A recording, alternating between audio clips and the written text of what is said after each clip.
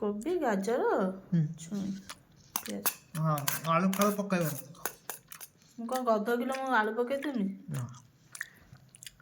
ଏଇଟା ହେଲା କ'ଣ କହିଲ, ଏଇଟା କ'ଣ ଖାଉଛ ଗଲୁ? କୋବି କୋବି ଗାଜର ପରିବା ସିଝା ପରିବା ଖାଉଛ? ସିଝା ପରିବା। ଏଇଟା ହେଲା ହେଲ୍ଦି ଖାଇବା।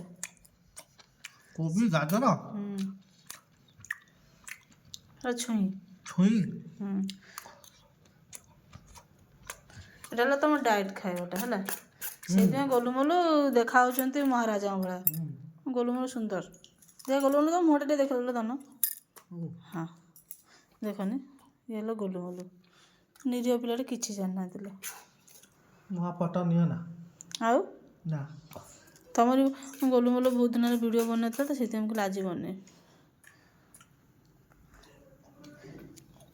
ଦେଖନ୍ତୁ ଏଇ ପିଲାଟି ନାମ ଖାଇମିନି। ମୁଁ ଚିନି ବନେଇ ମୁଁ ଖାଇମିନି। ସେ ମନା କରୁଛି ଖାଇବା ପାଇଁ। ଚିନି ବନେଇଲେ ମୁଁ ଖାଇମିନି। ଗୁଡ଼ ଆଣିବ, ତମେ ଏଥିରେ ଗୁଡ଼ ପକେଇଦେବି ସବୁଥିରେ ଖାଇବ ହେଲା। ଗୁଡ଼ କ'ଣ ଖାଏନି। ଇଲୋ ଗୁଡ଼ ଖାଇ ମୋତେ ବ୍ଲଡ଼ ପ୍ରେସର ବାହାରିଥିବ, ପୁଣି ସୁଗାର ମୁଗାର